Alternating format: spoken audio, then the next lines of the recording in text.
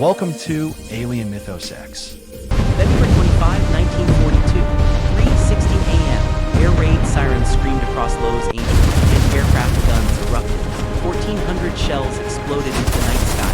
Searchlights converged on a single object, but nothing fell, nothing burned, nothing crashed. What the military fired at that night remains one of history's greatest mysteries. 2 months after Pearl Harbor.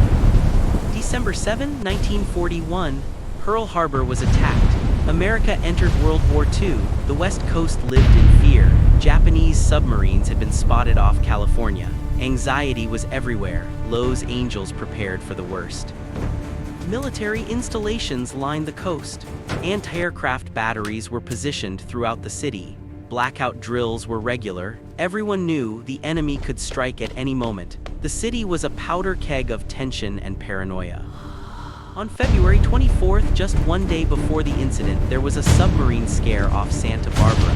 A Japanese submarine actually did surface and shell an oil refinery.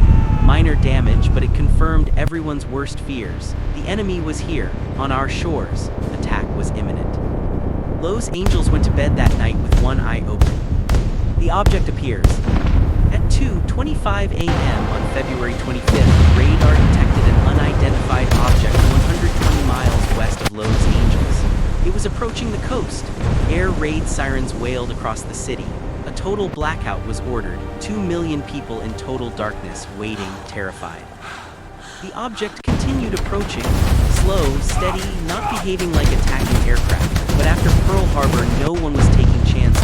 Anti-aircraft batteries were put on high alert. Searchlights powered up. Crews stood ready. At 3:16 a.m., the order came. Open fire. The battle. The night sky exploded.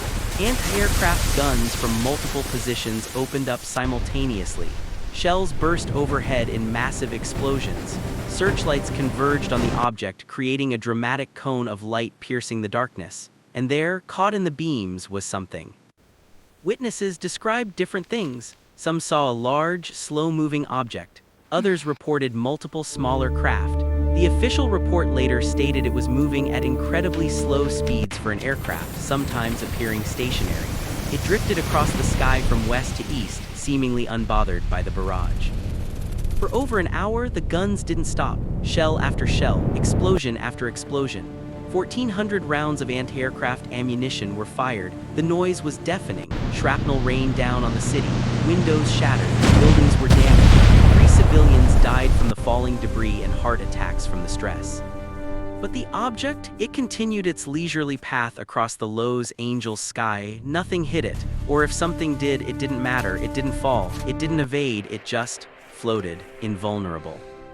The aftermath. By 4:14 a.m., the firing stopped. The object was gone, or perhaps it had never really left, simply disappeared from view. Dawn broke over a city in shock.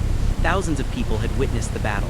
The LA Times published a now-famous photograph the next day, searchlights converging on a bright object in the sky surrounded by explosion bursts. The military was bombarded with questions. What was it? Why couldn't you hit it? Are we under attack? The official response came quickly, too quickly, some would say. Secretary of the Navy Frank Knox held a press conference. His explanation? False alarm, jittery nerves, war anxiety. There was no object. The anti-aircraft crews had fired at nothing, just a case of wartime paranoia. But the people of Los Angeles weren't buying it. They had seen something. The searchlights had illuminated something, photographs showed something, and the military had fired 1,400 rounds at nothing. The cover stories.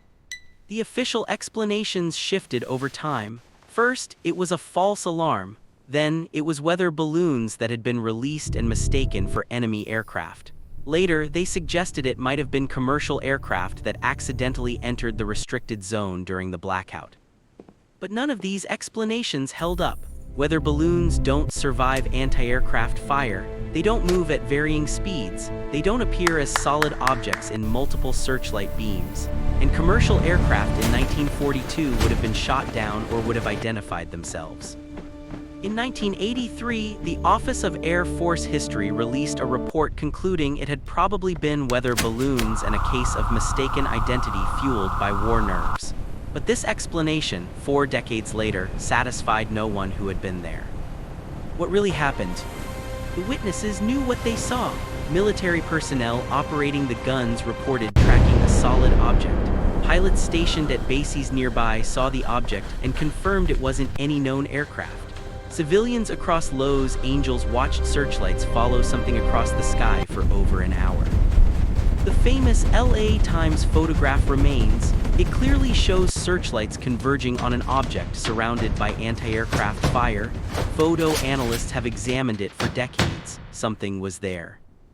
Some believe it was an experimental aircraft, possibly Japanese, testing LA's defenses. Others suggest it was a secret American craft that the military didn't want to acknowledge. And some believe it was something else entirely, something not from this earth. The timing is significant. Just 2 months after Pearl Harbor, a nation at war, a city on high alert. If it was enemy aircraft, why didn't it attack? Why did it just drift slowly across the sky, absorbing or evading 1,400 rounds of ammunition? If it was one of ours, why fire on it? Why create mass panic? Why lie about that? And if it was something else, why Los Angeles? Why that night, and where did it go? The legacy. The Battle of Los Angeles remains one of the most witnessed, most documented, and least explained events in UFO history. An entire city saw it. The military engaged it. Newspapers photographed it. Yet no satisfactory explanation has ever been given. It happened at a time when the government had every reason to tell the truth. During wartime, identifying aerial threats is critical. If it was enemy aircraft, they would have said so to maintain vigilance. If it was a false alarm, admitting it would prevent future panic. But instead, the explanations changed, contradicted, and ultimately failed to convince anyone who was there. Whatever floated over Los Angeles on February 25, 1942, it survived one of the most intense anti-aircraft barrages in American history. It was seen by thousands, photographed by journalists, fired upon by the military, and it remains unidentified. The night Los Angeles went to war with something in the sky, something that couldn't be hit, something that couldn't be explained, something that has never been seen again. But the photograph remains, the witnesses' testimonies remain, and the question remains, what was it?